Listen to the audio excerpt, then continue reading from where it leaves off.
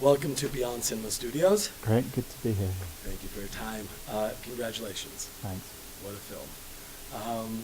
I was wondering, your film sort of has every filmmaker's dream in terms of making a historical piece.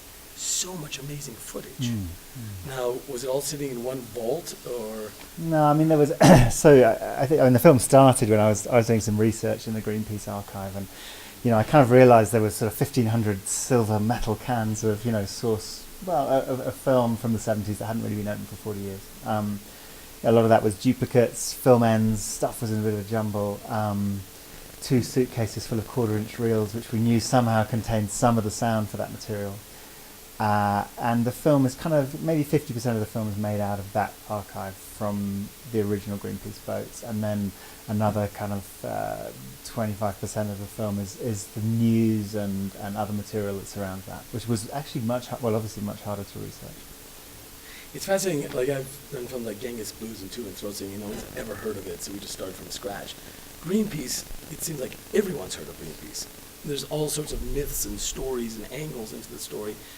What drew you to make this one, and how did you approach that, being such a popular, so well-known, in a way, mythological? Yeah, and I guess with a film about Greenpeace, you kind of also have to watch out. People are a bit tired of it, I think, and also have a sense that Greenpeace kind of control the media or representation of them, so that they kind of feel they're not maybe going to see something very adventurous as a Greenpeace film. Maybe that's unfair, I don't know. But I guess what interested me was that, I'm kind of interested in what they did, but I was also interested in sort of turning the camera inward and what happened within that group, because in a very short space of time they went from being a bunch of people in a boat in 1971 heading into a nuclear test zone to an international organisation in 78, and that's like a band that has a hit single. It's bound to kind of create this pressure cooker within the organisation, and I thought there were a lot of lessons there for today's activist groups, so I thought it was an interesting take on it. How did you come to this? Did they come to you? Have you always been interested in this? It was around about 2007. No, I mean, I just literally thought there was an interesting film about Greenpeace's history and started reading the books of Robert Hunter. Hunter was like the first Greenpeace president, but before he was involved with Greenpeace, he was a kind of gonzo journalist. He was the token hippie on the Vancouver Sun who'd write a daily column about the counterculture. And his writing is very kind of beat-influenced sort of gonzo journalism, with himself as part of the picture.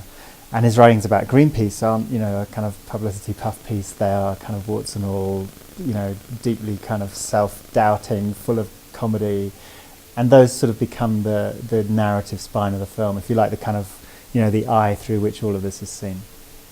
Fascinating. I find it really interesting because I didn't know much about him until I watched the film, and then it just sort of blossomed in how he wove the stories into the Toronto, or the Vancouver Sun. He did that through the movie, so he wove himself through it.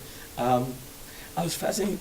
I find for myself, in every documentary, there's a moment where you're like, oh, here's like a gem, or like, this is really going to make it. Like, were there certain moments or certain footage or certain things you learned that you're like, wow? Yes. So yeah, I suppose in a way we're familiar with the very famous, iconic shot of a harpoon being fired over the heads of these 2 guys in an inflatable boat, into a whale. What I was kind of unprepared for was the material they'd shot around that. This incredible sort of chase sequence between this kind of Goliath rusting harpoon boat and these 2 guys who by this stage we know quite well, in this inflatable, trying to stay in front of them to stop them killing the whales, and then this kind of bloodbath that happens afterwards. And the film is sort of full of these things that are quite a mixture of sort of poetic and horrifying, where they find themselves often in situations which I think are much more sort of horrific than they anticipated.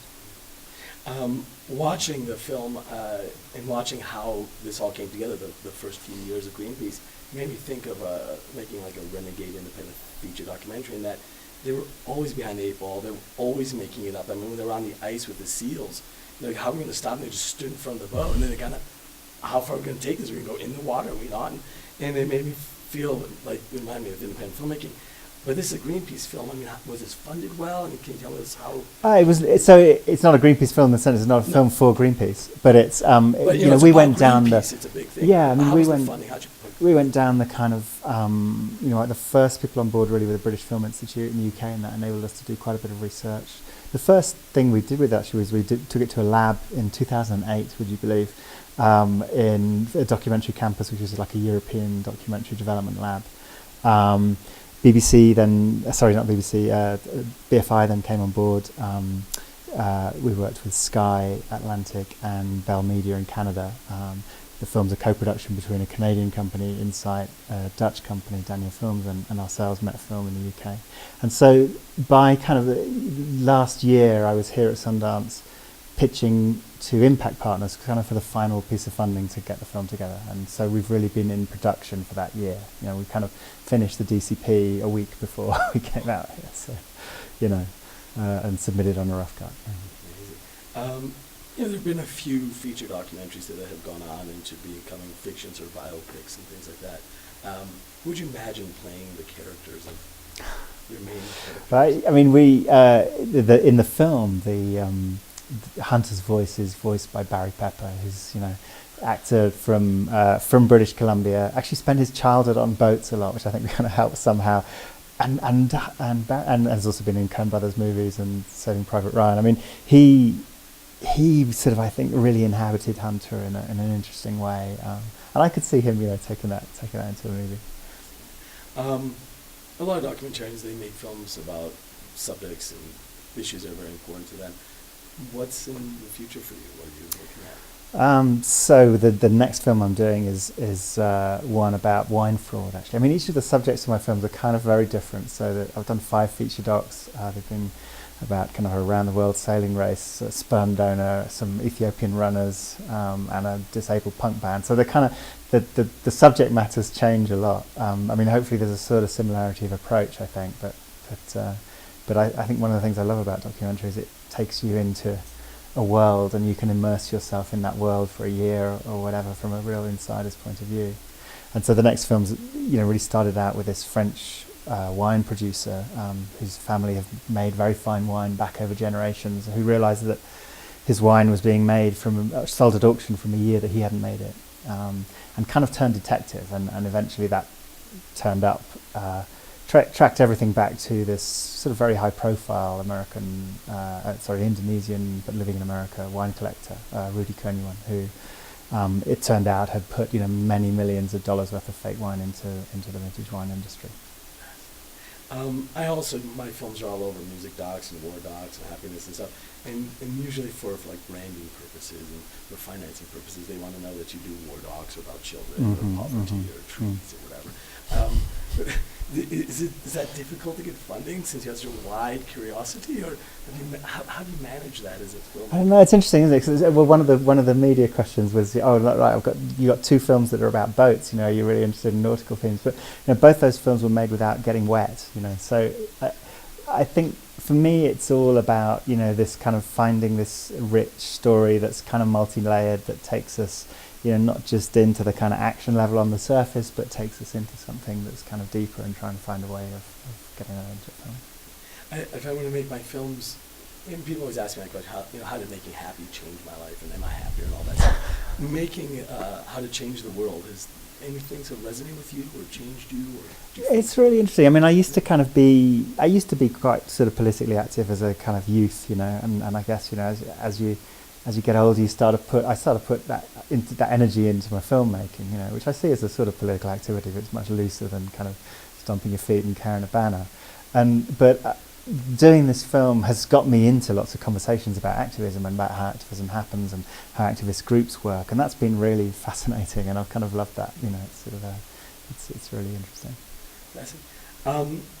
What have you learned that, you know, could help people? Like, you know, we're always learning from each other. What are some sort of words of wisdom that you've learned in making this film? Perhaps, you know, a lot of stuff obviously didn't get up on screen about activism and where it's going. And I think, I mean, you know, the lesson from Greenpeace, which is, you know, first of all, there's a lesson that a really tiny group of people can have a massive impact, because, you know, those kind of 10, 11, 12 people who really persisted with Greenpeace for 3 or 4 years in the 1970s have created this global organisation that, you know, has 3 million members worldwide, is, you know, a very solid, has defined the modern green movement, I think, and is a powerful force in, you know, negotiations with governments, those kinds of things. First of all, that belief that a small group of people can have a massive impact on the world, I think. And then secondly, I think what happened to them in the course of their success is really interesting for activist groups, because I think as one of the guys in the film says, as soon as you get kind of power, money, prestige coming into your organization, as soon as it's successful, the moment they had that image of the harpoon being fired over their heads, they were global media stars. Then other things start to come into play. How do different characters take on those things around money, power and success, and how does that start them kind of fighting for control of money, power and prestige, and I think that I'm hoping that sort of watching the film will get activist groups to realize that is just part of the process of growing, and to sort of make them more effective at understanding what's going on those internal dynamics. Is a lifelong activist in now making a film about probably the most famous activist, at least environmental group in the history. Is you feeling positive or negative for the future? How do you see it? I think you've got to be a bit pessimistic about climate change and the kind of the sort of political failure to do anything kind of which in any way meets the scale of the problem. But at the same time, you kind of know that at some point, people are going to have to engage in that. So, And I love how your film shows that a few people can make a global difference. For sure. Yeah. Jerry, thank you so much for your time. Thank you. And your Great. favorite film.